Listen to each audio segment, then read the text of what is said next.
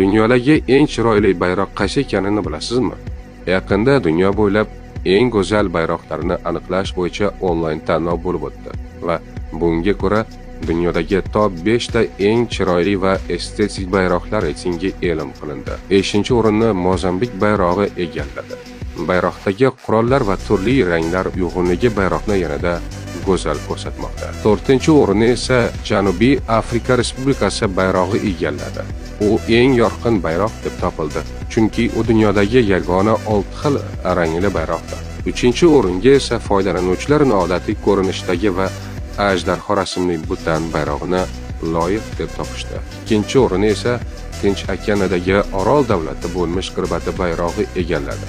Bu bayroq okean va quyosh tasvirlaridan iborat o'zgacha estetik ko'rinishdadir. Nihoyat top 1-o'ringa esa o'zimizning qardosh xalq bayrog'i, ya'ni Qozog'iston bayrog'i loyiq deb topildi.